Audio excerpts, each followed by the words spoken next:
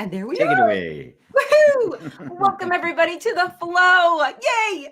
We are live, homeschool live, that is. I love that name. I got to say that name earlier on my live. And I just feel, you can't, I'm wearing Om on my shirt today too, actually, but the Om symbol. But good day, good morning, hello everyone. Today, I didn't let you know this, GP, but I just got the sudden urge to do this today because of the topic, because it is Scarcity Delusion. I feel like I want to open this one up. We are going to definitely open this up to some more comments throughout the show because there's a lot of energy around this one, even from coaching this morning and just our conversation. And I was like, oh, here we go. It's your show. You're the producer. I'm just the talent. You just showing up. I just read the weather. Yeah. There you go. Oh, I love it. So, all right. We titled this one Scarcity Delusion because at first my thinking was around money, wealth, abundance, poverty, and all that. But then when we really dove deeper, and you guys will please share your comments on this one, scarcity is so much more. It's status, it's relationship, it's how we view ourselves, how we show up, and how even what we think of others. And I was kind of thinking of this, GP, this morning. I wanted to ask you right off the bat here, because it's our perception of life. Our life is our perception. Is it us who are we holding others in scarcity if we believe them to be? Well, ultimately, we're only bound by our own beliefs, right? But when your own view of it is rooted in scarcity, or some kind of an idea you have about how you might get out of it is weak, and you're completely being bombarded constantly with the message of scarcity by the crowd you're in, and by the media, and by everything else, then we do hold ourselves in that, and there are systems in place that do on yes. purpose, right? I mean, the hoarding of wealth or greed is just as much a symptom of the scarcity delusion as is poverty. It's motivated by exactly the same thing. I'm just going to grab as much as I can for me. And I really don't care what happens to anybody else at the expense of anybody, really. It's dog eat dog, right? Survival of the fittest, law of the jungle, all of that kind of stuff. Yeah. So the answer is ultimately no, but it takes a while for somebody to get to the point where there's enough inner strength and conviction that they can turn against the general tide of human thought. And it takes a lot, because these beliefs operate obviously on the conscious level, but they operate, through the media. It's more subliminal, and just the general level of belief that people have does set up kind of a psychic field yes. that we all kind of swim in, but we're not aware of, and so all sorts of thoughts would come to us. Even if we were completely disconnected from media, we would still be picking up on the general tenor of belief, energetic beliefs around the world. You can't help it. It's just part of the soup we happen to be living in. Swimming in the soup of scarcity. Because my alliterations. Got it. Thank you for that alliteration. Yeah. Well, it's funny you were saying that, because I would like to think that I am not a greedy person. I'd like to think that I am a sharer, and I would give my last crumb of bread and all that. However, it raises question here. I got a little nervous in the last year, and I have stocked up on cat food because I haven't. Not toilet paper. Not toilet paper. Cat food. Go outside. Yeah. And in my thinking, I thought, oh my gosh, because even when I'm buying it off the shelves, I'm like, ooh, I don't want to take the last of this can because maybe somebody else's cat only eats this can, and now I've taken it. And I thought I should let them know I have it, and they could let me know. And I was like, oh my God, I'm getting way too into this. because their survival And then it can cross over a line of, um, does it make it wrong or greed when we won't share it? So we can have lots of it, but if we're willing to share it and not hoard it, is that okay? Well, yeah. Wow. Greed is a subject in and of itself.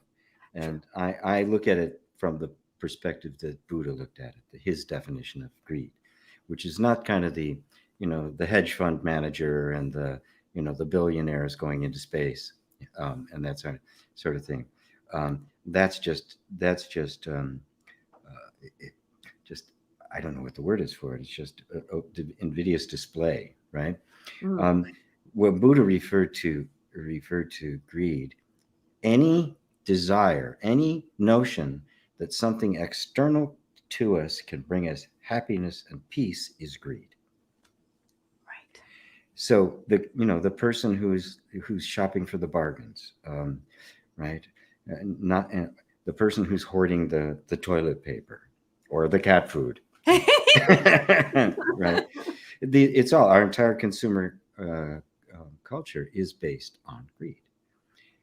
We only think of it in terms of the guys who are up at the top, or some TV preacher or something like that.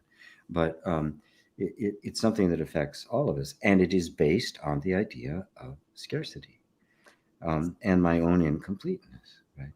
If you look at it from the spiritual perspective and Buddhist perspective, it was simply the idea that I, in and of myself, was incomplete, and therefore needed something external to satisfy me.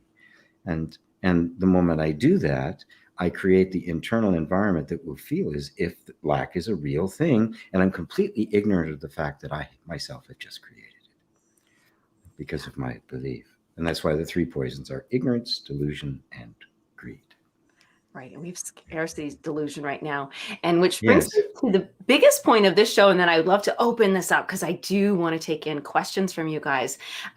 We just talked about, we've not shifted, but we've brought in the word lack from scarcity. So scarcity is like, okay, we think there's not enough. And I lack it, so I need to have more. But then we've created a brand new, wonderful eat away at your stomach kind of problem, which is I can't lose it. I have to hold on to it. And now I have a fear. I'm overprotecting. I don't want this person to come in. I'm setting boundaries. I'm setting control. I'm sending I'm reprimanding people who are trying to get it from me. Right. And Or worse, a reprimand would be nice, yeah, better than the artillery. right. And then that to me, like right now, I'm thinking of like, gosh, I wouldn't be able to sleep with any of it. First, I can't sleep because I don't have enough, or I think it's going to go away. Then I think I'm going to lose it. Like, oh my gosh, there must be peace here. There must be. But how many places in our lives does that show up? It's not just with it. It's all external. Can it ever show up internally? Will that ever show up internally? Well, yeah, it's all internal, right? Because the drive to find something external is a belief within you, right? Right. So it all stems from our view of ourselves and our view of the universe, our view of reality. It all stems from that. And whether I'm somebody that is so skilled in a particular way, in a particular culture, that I can get a lot, right? And then the culture can worship me like I'm some kind of hero, when in fact I simply play the game the way it was set up to play, and you didn't, right? And it becomes an endless desire. I mean, it's an insatiable desire, because the truth of the matter is, nothing out there can satisfy. That was the whole point. That was the nature of suffering. You're looking for something for satisfaction that cannot give you satisfaction. And therefore you get something, you get a high for a moment, but then it's still there, and you want to get more and more and more and more, and then you want to hold on to it, right? And hoard it and have more of it. And there's been study after study done on the pathology of the extremely wealthy, and they're less secure about it than you and I are, because the more you have, the more you want, and the more the more you want to hold on, the more fear you have about losing it, right? So you'll have a billionaire who's got 50 billion in the bank, but he loses $1 billion. He wants to kill himself. Right? Yeah. Yeah. It's all a matter. It's all a matter of distorted perception. And so whether it be, my last can of cat food, right, or it be $1 billion, it's completely internal. The perspective and the meaning that we have given it. Now, obviously, the closer you get to poverty, the more it intersects with the real fear of survival. Yes. Whereas it's totally imaginary if you're a billionaire, right? At least within our culture, unless of course the economy collapses, in which case now your billion is worth nothing. So but you can see it's all coming from the same place. Yes. Yes. It all has the common origin, which is ignorance of our true nature. Yes.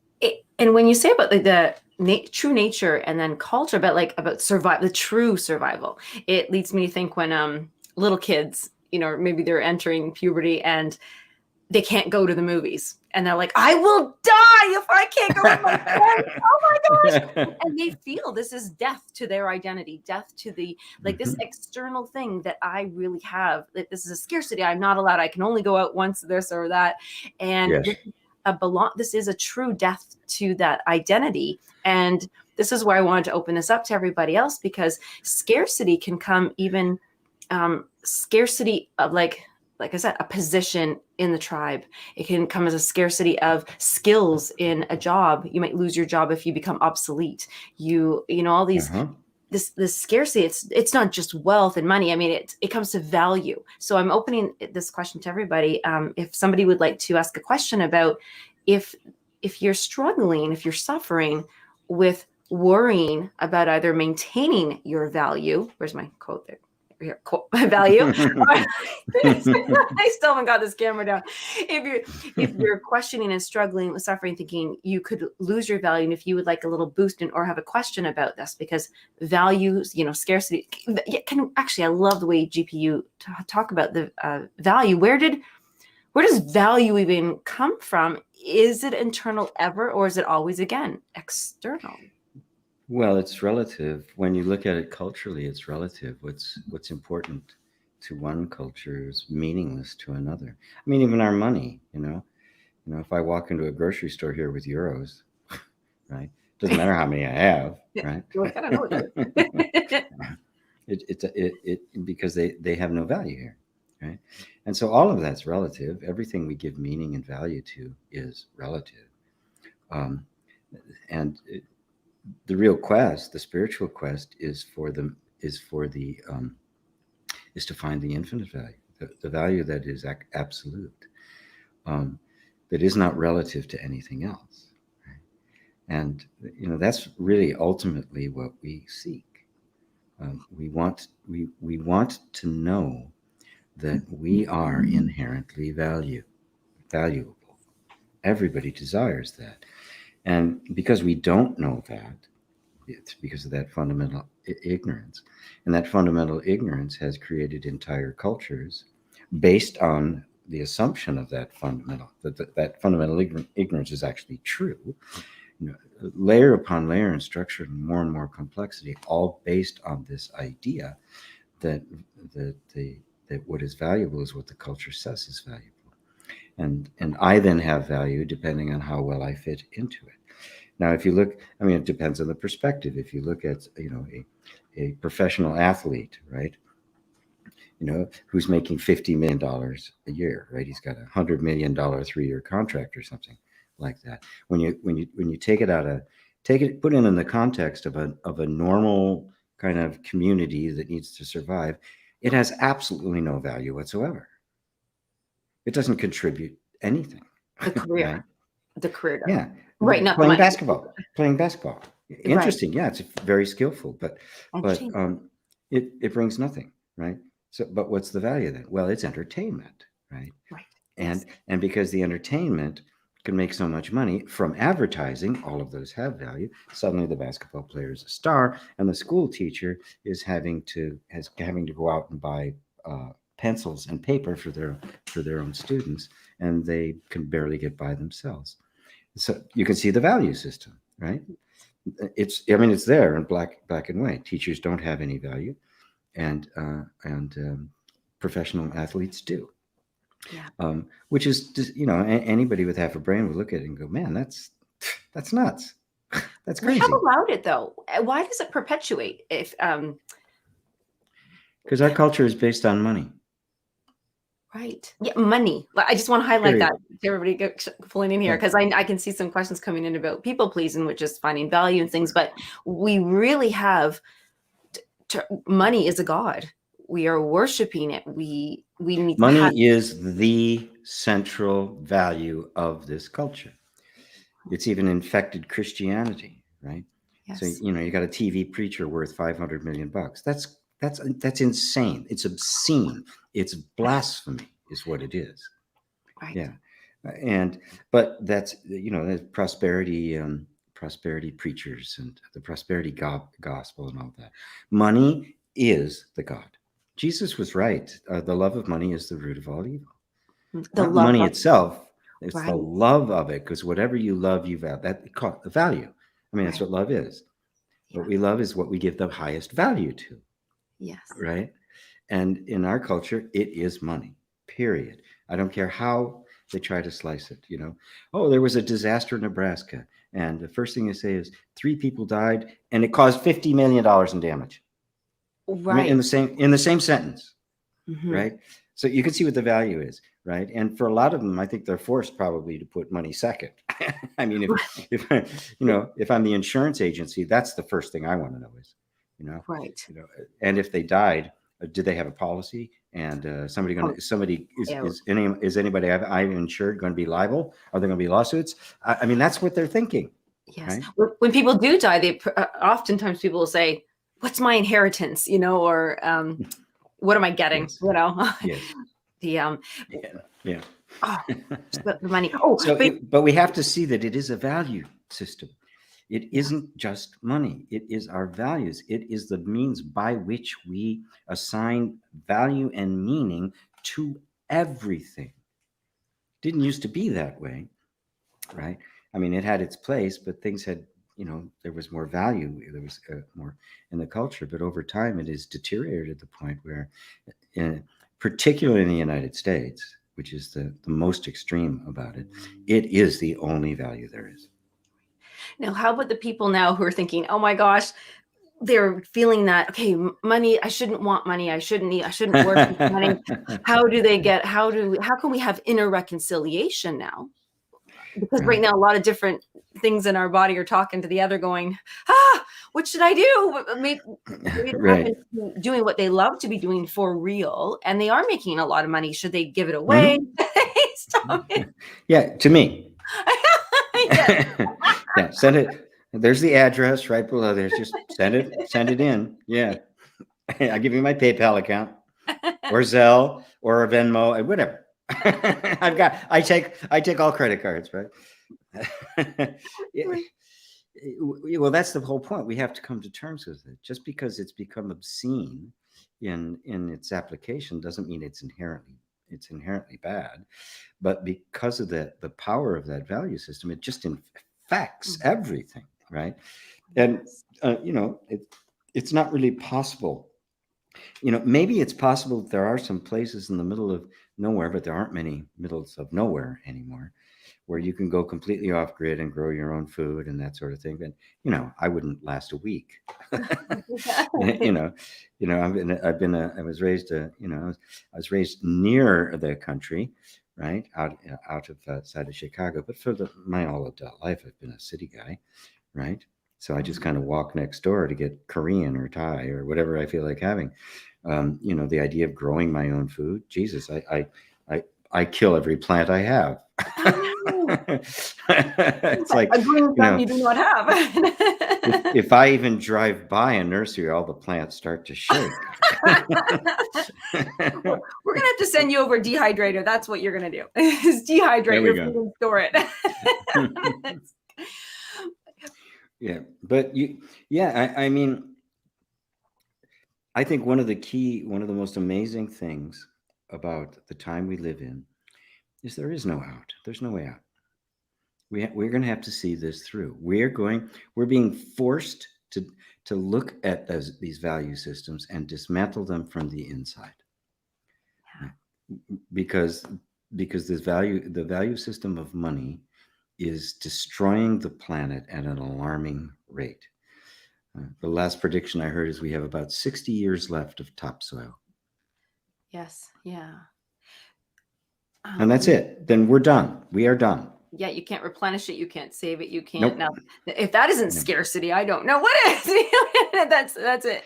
Well, yeah. I mean, the whole idea of scarcity, it is real, right? Yes. And we lived with it for millions of years, our entire evolutionary history. Not just us, but every critter before us, right? It was this constant in struggle with the environment to maintain, to be life, right? Mhm. Because life is a processor of energy, and therefore there's this cycling going on.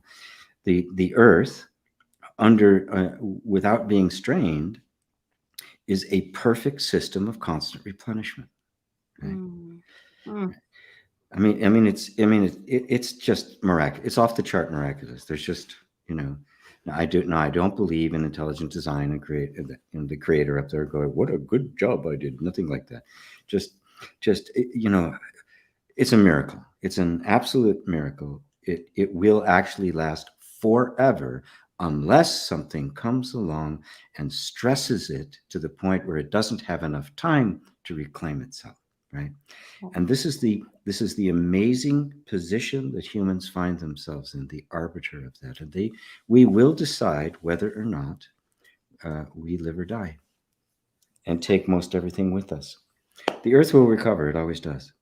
Yeah. I love that word You know what I'm replenish. saying? That's Yeah. two words, replenish and reclaim.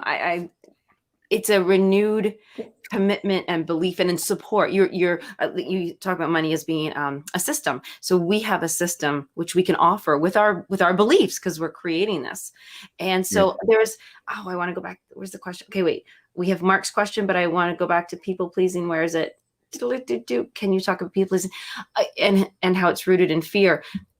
To me, that speaks of scarcity of your own value, and what needs to be reconciled. What would need to be asked? What question needs to be asked for somebody who's people pleasing, and it has to be rooted in fear. Well, of course it is. Yeah. There's the fear that I'm not going to be loved, right? You learned early on that the way to get you needed from the environment was to be completely and totally submitted to it. And so you always pleased your parents, and then you pleased the teachers, and you pleased your friends, and it worked. It was a strategy that worked. You did get your needs met, because if you hadn't, the nervous system would have found another way to do it, or you would be dead, and you wouldn't be asking the question. I mean, that is the way it works. Right. So you're simply the number one scarcity is access to our own selves. We've been cut off from our own souls. That's the scarcity is I don't have access to my own inner resources. I got a huge bank account and I forgot the number. My pin. Oh no. Oh, that was so good. Oh, how true is that? And when people say, I'd asked you this question yesterday and I was a bit off on it, but that's okay. You rounded me back in. I was like, when people are feeling like, gosh, I just don't feel like myself. It's not so much loss that it's that access that you've cut off for these reasons. So I believe it was Jay. Right. It was Jay that asked that. So I like that. So this number one scarcity is that we've cut off our own access to ourselves.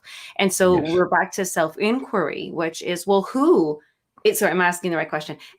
Who is trying to please people? Is that the question? Very good. Oh, Very, very good, grasshopper.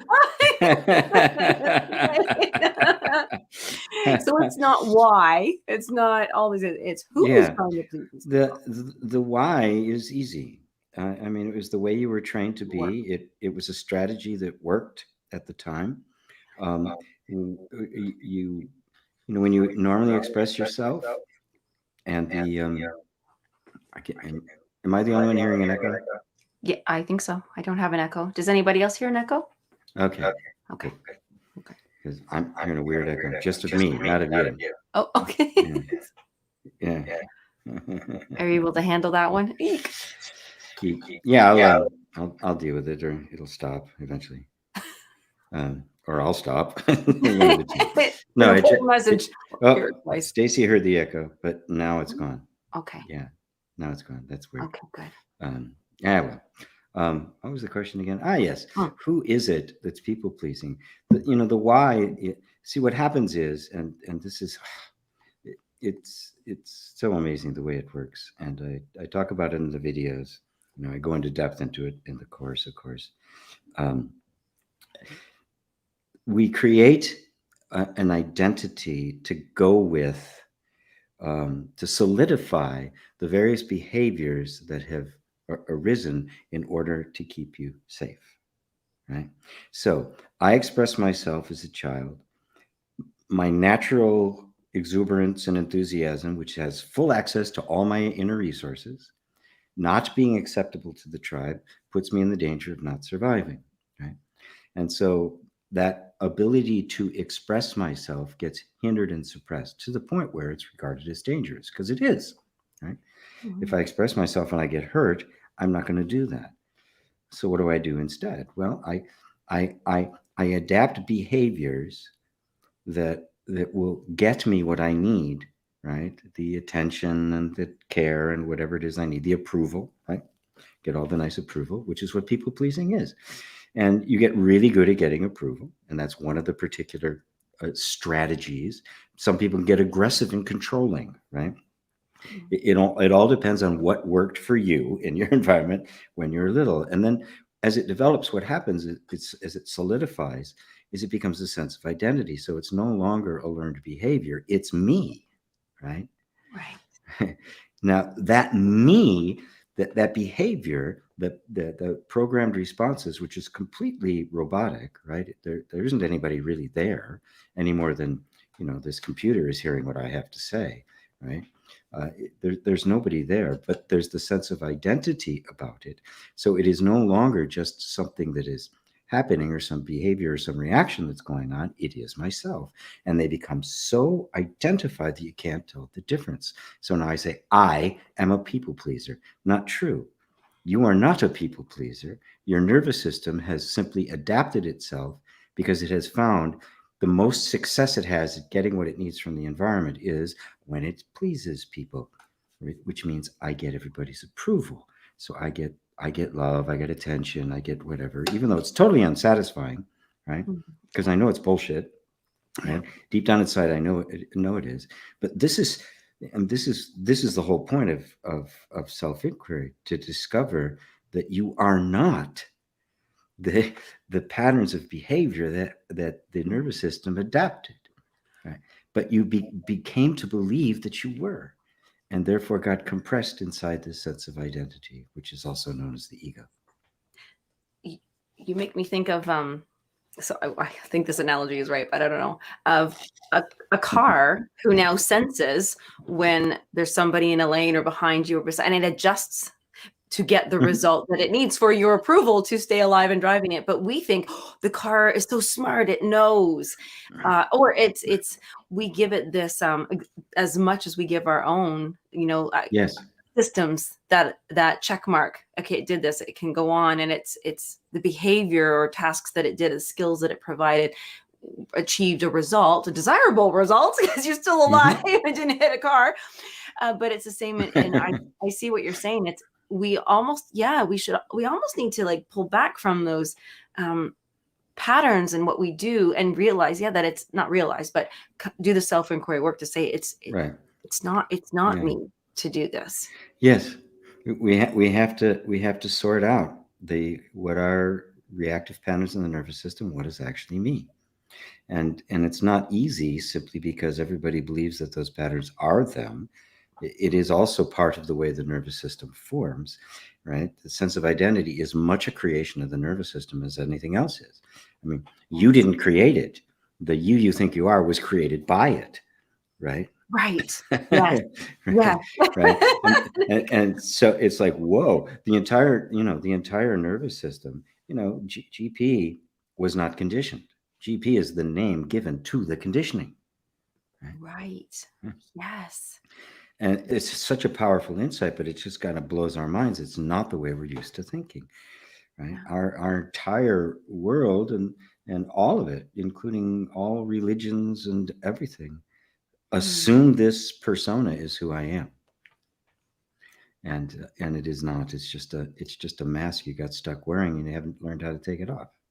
I love that you used your name as that example because women or men who take on the names when they get married, you are now this new person. Here's your new name, right? And some of us, people who have gone through, not I have not, but a ceremony. I am now Star Moon, Yes. Queen, something. I Yeah, know, that's right. Lake Lady, because That's right. we're naming it after we have set this pattern, this system that it's working for. This is so interesting. I like this. Now I'm going to read Mark's question, and it's a little bit jumpy, but that's okay. Mark is asking, do you think there will be a reckoning and a cultural transformation? I'm hoping that's in a positive, but because of, I'm going to link this to scarcity.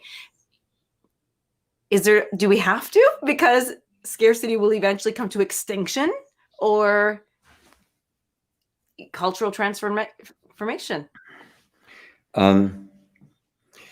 Well, there is a reckoning coming, obviously, right? And we're either going to do it ourselves by waking up and beginning to work with life as it is rather than against it.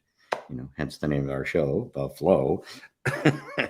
Right? Work with the Tao, reconcile ourselves to simply the way things are, rather than this idea that somehow we can just continue to extract resources at just an obscene rate, and it's not going to have any effect.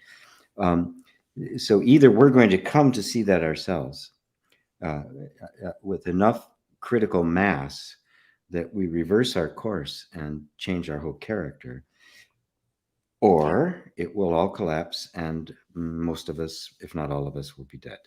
And so there is a reckoning coming. There is a judgment day ahead. You might say there is an Armageddon. Yes. Right. And the word Armageddon just simply means rendezvous. It's a rendezvous with destiny. We have a rendezvous with destiny, and the destiny is either going to be to awaken. I mean, it's going to come down to simply awaken or die. But I'm such a hopeless optimist because I know life is immortal, that you are immortal, and therefore you can't die. So what will die? The dream will die. Yes. The false sense of identity must die. But for most people, for everybody, right? Something gets pushed. It's what they refer to it as a dark night of the soul or some crisis moment. It's like this: the ego has to be pushed so far to the wall that it just does not have any more moves. Yes. Because even in non-dual teaching, I'm working through non-duality. Everybody's still trying to wake up and hold on to the dreamer. They want to hold on to the ego, right? There's still something there that wants the fruits of awakening, right? But doesn't, everyone wants to go to heaven. Nobody wants to die. Yes. I also remember that time, or that time you said it a few times. I love it about waking the dream. Oh, what is it? Darn it. The guy in the dream doesn't wake up. Right. The guy in the dream doesn't wake up. I don't know. That's mind blowing to me still. I love it. Yeah. Muji puts it beautifully, talking about self-inquiry. He says, the one who starts the inquiry does not finish the inquiry, but is finished by the inquiry. Oh, yes. And that is perfect for this. But you said, something we must die, something must die, and we use the word dismantle. It's one of my favorite words, actually, because it feels a little more gentle. Like, let's let's just dismantle this. Like, ah! Let's just neatly take it apart and organize it. Yeah. I like that. Not slash and burn. Yeah. Yes, dismantle this nicely. And that way you can choose, well, this piece will save, just I'm not ready yet, just to get rid of this. And as we go in, I will read the Facebook users question or comment. I don't think it's a question, by the way. And a question that came up for me is sometimes we think of scarcity. If I have enough skills, if I have enough, or have more, then I'll be okay. But sometimes some people also go the opposite. If I am weak, if I need help, if I'm a victim, people, the tribe will help me. And as soon as I can do it on my own, they'll push me out of the nest, right? So can scarcity also come from a system working for you, that when you come from lack, you are assisted and helped? Well, victimhood is another identity that because you, oh, woe is me, and you get attention. Mm-hmm. Oh, there's the echo again. It really sucks. Yeah. Yeah. It sucks. Okay. Well, nothing I can do about it because it's not here. It's nothing I've got going on here. Yeah. It's the way it's being transmitted. So, but yes, I mean, if I'm a child and I find that if I get sick, or if the only way I get attention is when I'm in an extreme state, my nervous system will learn to keep me in an extreme state. And if that persists, it will become so so much of my identity that it will continue into adulthood, and I will become a victim, and I will seek out victimhood, and I will want to, and I will, oh, woe is me. It'll always be that, and of course I will deny it. I'm not a victim, right? Mm-hmm. Take care of me, please. Take care of me, please. Yeah, and again, everybody recognize, oh God, the victim, the little smarmy little victim. It's a strategy that works. Mm-hmm. Period. We have to see it. It's all happening automatically and naturally in your nervous system. The problem is simply identifying with it, not being able to tell the differences as to how you were programmed and who you actually are. The computer can be programmed and it doesn't have any issues with it because there's no consciousness there. It is not a self. Mm-hmm. It has it's not sentient. We are sentient. There's somebody here. Whereas there's nobody in this computer. For the somebody who's here, who is aware of, I want to take these two opposing identities, a workaholic and a victim. I have no skills. I can't do anything. I'm dumb. I'm sick. I can't, please help me. Or feel sorry for me, maybe, or any of those. I'm poor. Please give to me. To workaholic, I need nothing. I can do everything on my own. Meanwhile, they're working themselves to death. Mm-hmm. The conscious that's there, that is now witnessing. How was peace arrived at? How to end that conflict? Because if they even if they recognize that is the identity that's working for them, but it doesn't make them feel good or satisfied. How do you start dismantling that? Well, that is it. Well, first off, there has to be sufficient suffering to warrant the attempt to do it. Okay. And the sufficiency, and it has to do with all the current systems that we have in place in the world, right? They don't work anymore. They haven't for a while, right? The current economic structure has utterly failed, and COVID made that plain as could be, right? That when we actually had something that stressed the system, it completely broke down instantly, right? It couldn't survive, and it could only survive good times, right? Yes. It takes suffering to make that happen.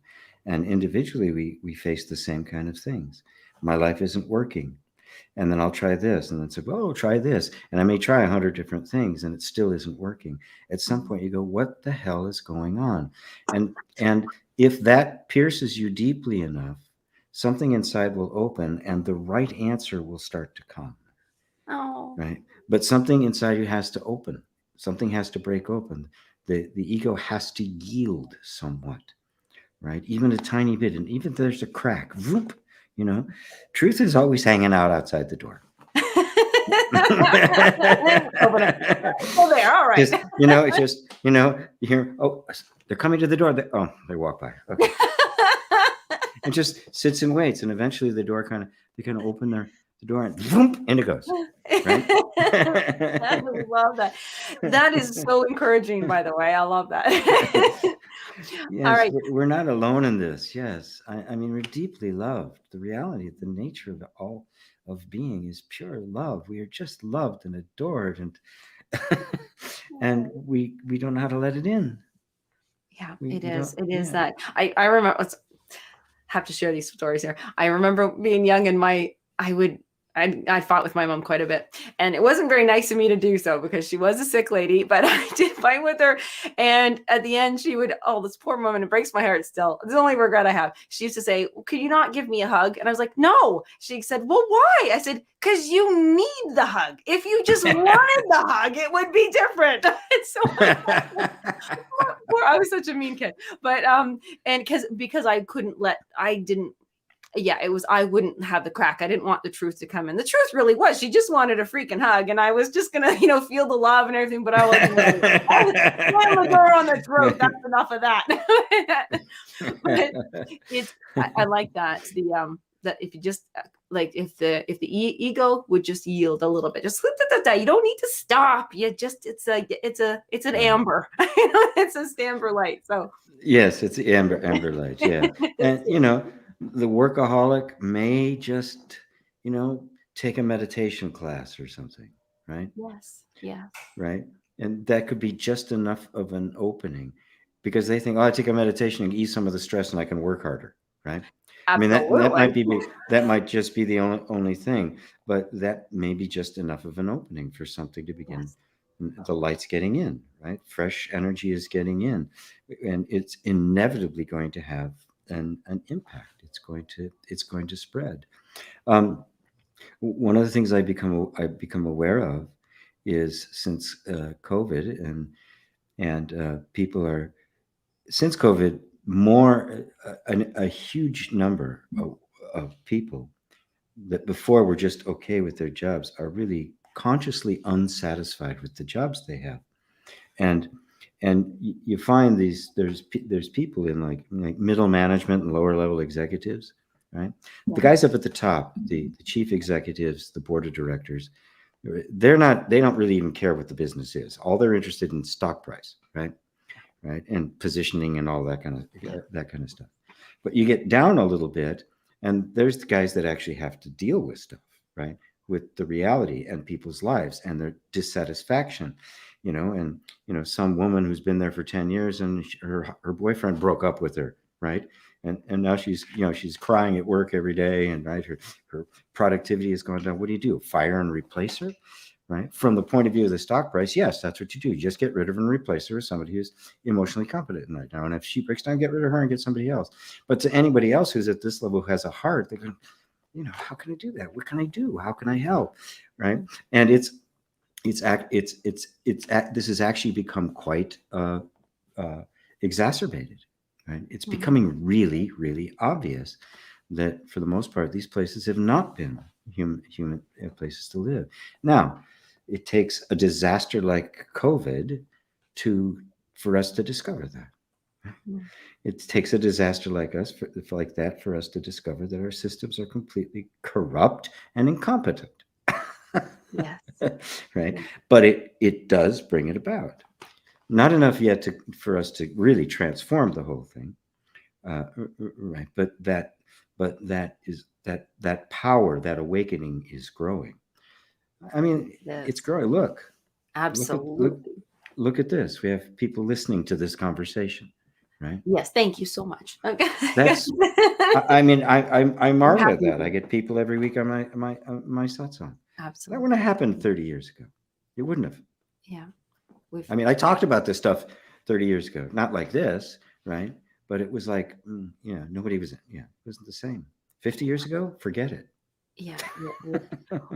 The self-inquiry is a whole new thing. Well, a year ago, I just heard the term self-inquiry, and I think I love that the truth is always the truth. There's no start, there's no end. So we all, maybe we always had something going on about the truth in our lives, but we couldn't help it the way we're doing this with self-inquiry. It is so helpful. And inner reconciliation, which I do want to bring that up about the course coming up, because this is an opportunity to really go into these things. Like, oh my gosh, just, I get so excited. I'm like, I get the breakthrough, and then I get it. And then something else comes up and I'm like, darn it, I can't get that again. So, but it just, because it takes time, it takes support, it takes constant not conversation, but do it. Yeah. Inner work, just asking the right question. Because if you ask the wrong question, GP, you can certainly go the wrong way. Like it's another door. The wrong question is another door. So if you say, why am I doing that?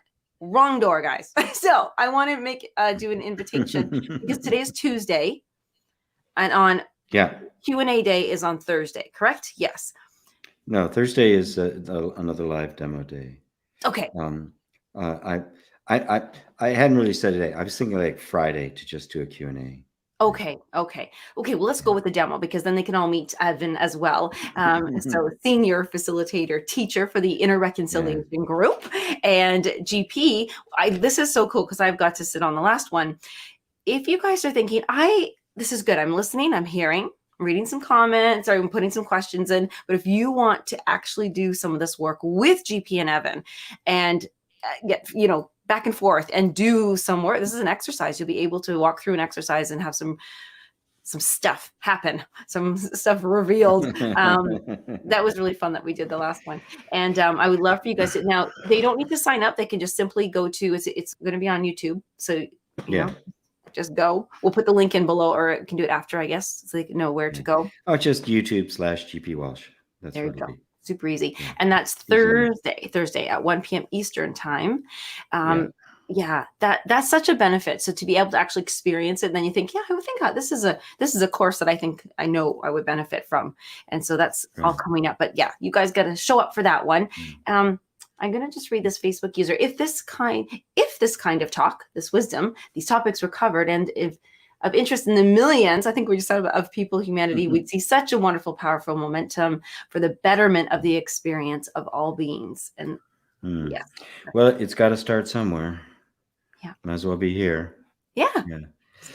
No, it's true. I mean, if I thought I was really the guy who created this, I would be so full of myself. Nobody should listen to me. I am the recipient of the awakening. Right? Yes. Right? Consciousness is awakening, right? And it's happening all over the place, right? And I'm the recipient of it. Many know my story. I wasn't seeking, this path, right? anything but. The only thing I knew was that what I wanted, and I was miserably unhappy. I had no idea why. I didn't know what to do about it. But I was miserable enough that something inside cracked. And of course, truth was waiting there, to say, "Hey, kid, let's talk." And it was just so powerful and overwhelming that I couldn't help but recognize the profundity of it, and it just coming to understand is not just me. And I've been borrowing from a lot of different disciplines and stuff as I've been discovering this whole idea of how conditioning works, how identity gets created, but it was non-dual self-inquiry that actually revealed to me the actual nature of identity, right? Because even those who are aware of conditioning still think of themselves in terms of that personal identity, right? Psychology isn't capable of taking that next step. There's some degree of it in transpersonal psychology, right?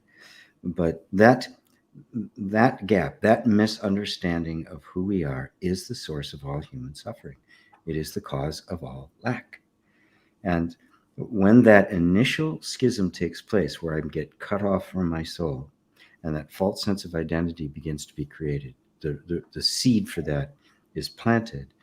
The two things we experience that we did not experience prior to that is the fear of death and the fear of lack.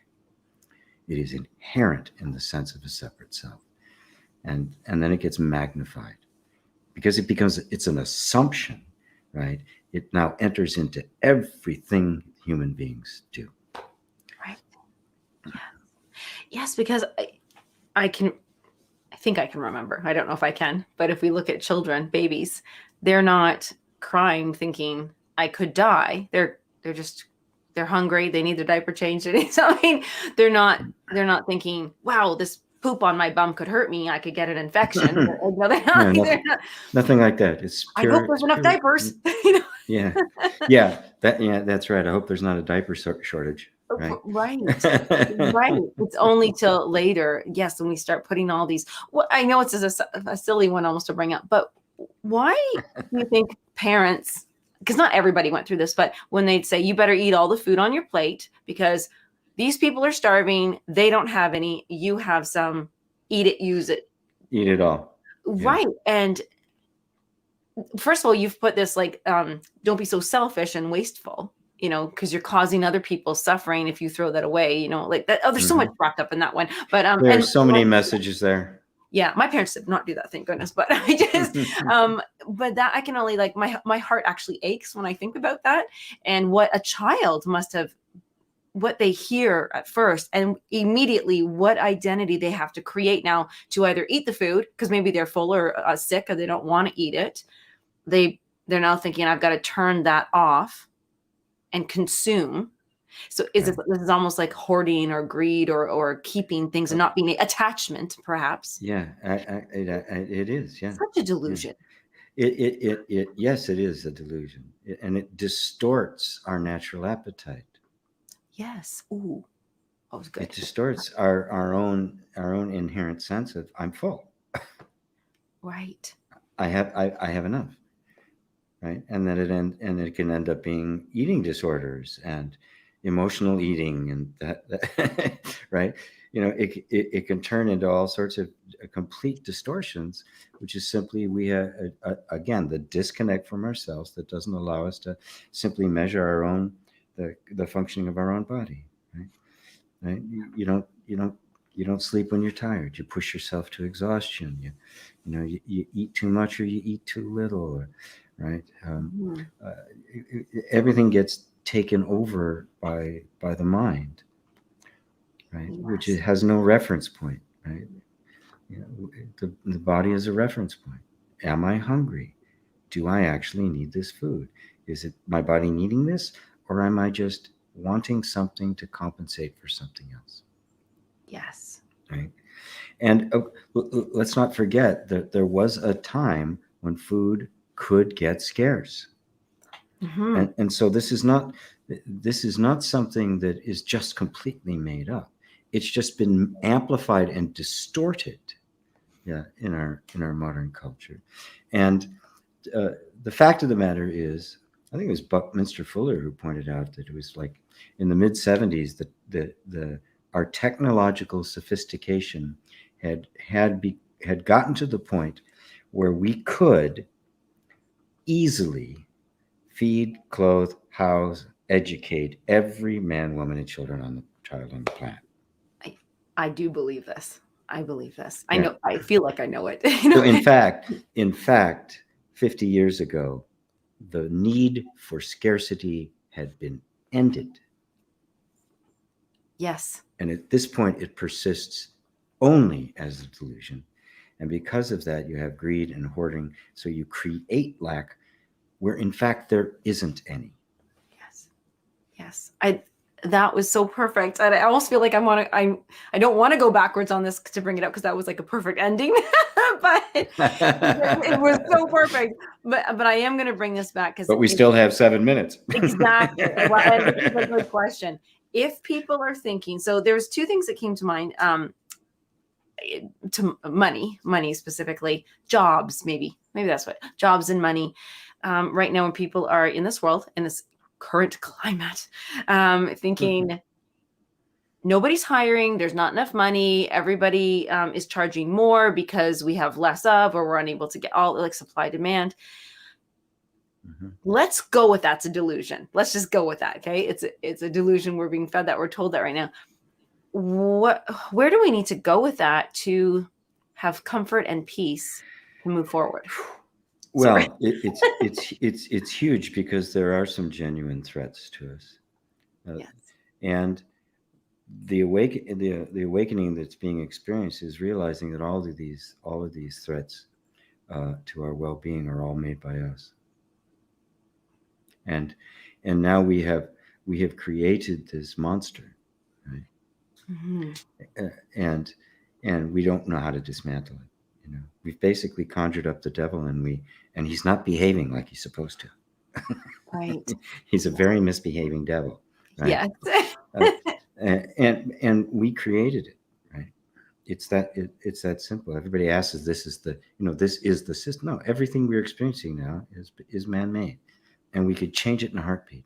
And in fact, we have the technology to turn all of our problems around in an extremely short time, less than a year, Yes. and we Yeah, would solve crime. All of it, right? yeah. All of it. So this puts us in a precarious position, right? If you're the majority of people, you're not even awake to it, right? And so you think that it's Mexicans or it's Muslims, right? It's immigrants. That's the thing in the United States, right? They took my job, right? Um, so not being awake to it, right? Obviously it just perpetuates itself. You're a part of it, and it's very uncomfortable in the early stages when you become one of those who are awake to it, but in fact are completely powerless against it, Yes. right? Because it does have a momentum. But we have to we have to first come to our terms within ourselves of our belief in and our fear of scarcity, right? Mm. And when I say that, I'm not just talking about bravado or everything's going to be okay. I mean, obviously, the less belief there is in something, the less you will experience it, right? Mm-hmm. But you can't at the same time. You take that to one extreme, you get like the law of attraction, and like I can manifest that for myself. I won't be touched by all of this, right? Which is utter nonsense. Because there's a certain aspect of that is correct, and then there's another aspect in which you are an integral part of the whole and cannot be separated from it, and therefore all lack is your lack, right? Yes. It's what's meant when Christ took on the sins of the world. That's what it really means, right? Taking on that's the bodhisattva vow. You're taking on the suffering of others because you can transmute it, right? So you will. It is absolutely essential that we see through our delusions, that we see that scarcity is sustained by our belief in scarcity. Not that, I mean, it sounds totally crazy, right? But it is not an objective reality. It is being sustained by our belief that it is an objective reality. And that's the first place, that's the first thing we have to deal with. It's the third bodhisattva practice that was given by Buddha. Um, Perceiving the non-existence of external existence. Ooh, I like that. Okay, hold on. Perceiving the non-existence of external existence. Right. Nothing exists externally. Nothing exists externally. Everything is a projection of the mind, which means I take it back into me, and I don't have to fear anything out there because there isn't anything out there. My belief that it's out there is what's causing me the fear, and it's causing me my experience of it. That's where it starts. That's where the stake gets put in the ground. And how that's going to manifest in your life, I don't know. Will it eradicate everything you see? Will you never ever see scarcity? Well, only sunny days? Of course not. Of course you not. wouldn't want that either. No, you wouldn't. Yeah. Trust me, I try and I go there a lot. That sunny side of the street. I'm always on the sunny side of the street. That's for Stacy. But they can sure give it a good try by coming to the demo and and I think it's worth a shot. I think it's worth a shot. Going inward is such a fun. It's so interesting. Like it's amazing. It's amazing. It's like opening this like treasure chest that you found in the attic and going, "Wow, I actually really like what's in this chest. It wasn't all scary and it's well, helpful." that it's mythologically that's what it's always. There's always that there's always that treasure. It's at the bottom of the ocean, or it's deep in the cave, or it's at the top of the mountain, and it's treasure, right? And then the culture will project on that whatever it values as treasure. It's gold, right? Right, or it's the virgin, right? Right. And the virgin is the symbol of your own pure, innocent energy, the reality of you. That's what the virgin symbolizes, the untouched you. Right. And it's always somewhere obscure that you have to cut through the weeds to get there, and on the way you get dragged down in a pit by a troll, or a dragon picks you up and throws you around, and there's all of these obstacles. But it's mythologically, what it's doing is it's presenting what we have to go through internally to reclaim the treasure. Yes. It isn't just handed to us anymore. Right. Right? We have to claim it, and this is what we're all experiencing. This is the universal experience right now, and we have these things to help guide us through the process, so we're not completely lost in the sauce, which our culture is, because it has completely severed all its ties to the past, to all mythology. It's become very reductionist and perfunctory, and it's in the name of the objectivity of science, and, or money, right? Right. What's the bottom line here? What's the bottom line? Right. Yeah. Don't bottom forget line, all of that. Yeah. My worst thing ever to hear was I would share with a good friend or something. Oh, I got this amazing contractor job, and I love my clients so much. Or my thing, and that, well, how much are you making? I don't care. I'm not even going to tell you now, because it's not about that. So I would get a little bit thing. I'm going to just put this out there. If I say this right, it's either Anya or Anja, but I'm going to go with Anya. I would love Anya. I think that's correct. Yeah, because she's in Germany. Yeah, I would love to personally invite you to, if you can make the demonstration and be able to ask that question, Anya, that the scarcity that your experience is, I'm not loved. We can touch on it just for a minute, and then we'll both have to scooch. But that one, that was a big one, because that is a big scarcity. And if I may, GP, this is the most important time to go inward, because I am not loved. If you're judging from the external, you can't win there, right? Well, yeah, the love is the value, right? I mean, love is value. We love what we value. They're one and the same, right? So the love of money is the valuing of money above everything else, and so when the original, the big scarcity is the sense that I'm not enough. I mean, that's what happens. That's what happens when the sense of a separate self gets created, and we don't feel loved anymore. And you can't feel loved if the real you comes out and it's not allowed and has to go to the basement, and you have to create a false version of yourself. You cannot possibly feel loved. You will always feel something is off. You will never feel as if you're adequate. You'll always feel unlovable, and you'll feel like a phony, and you will be eternally unsatisfied. And that dissatisfaction is suffering. I mean, that's what Buddha said. Suffering is simply discontent, and it will be there until we find the cause of that suffering. And that the cause of that suffering is that original schism that disconnected you from your soul, and in that gap, all the scarcity, all the lack, all the pain, fear, sorrow, death. Shiva's wheel emerges. And a beautiful invitation to not only you, Anya, but everyone else. When you reference that about the basement, not coming to the basement, GP has an ebook that is free to everybody. If you go to gpwalsh.com and you sign up for the light letter, which you do want to get anyway, so when all our fun shows are on and all the courses, but you can also get a free copy of that. I'm trying to guess, if I can't remember if it's about 39 or between 40 and 50 pages, but a beautiful book about angels in the basement, and it's such a beautiful read, a helpful read, and I think you would absolutely, if you appreciate that. If you have not yet read it, maybe you have, and you could comment or reread it, but let's close off with that. I think this is just such like a massive topic, because it's just everything. It's like you said, everything. Number one scarcity is cutting off or not having access to our own self. And so everything and anything. This is what GP does. This is the work that you do. This is what you show up and help teach people and guide and point people to. This is it's self-inquiry. And then when we do the self-inquiry, we're like, hey, there's a problem. We need to inner reconciliation. Yes. So that's the Yeah. work. And you're invited to as many things as we can possibly do. We're here every Tuesday, GP Satsang every Sunday. But more importantly, we're really trying to build up, invite people, come on over to the demonstrations with Evan and GP on Thursday.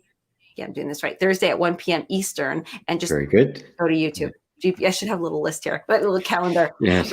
Any questions at all, just put the comments here. We're going to get them, and then we're going to be able to answer. And hello to everybody who always shows up and joins us. And we don't usually run this much over, but it was worth it. Thank you so much, GP. This is always Thanks, Lisa. Thank you, everyone. Okay.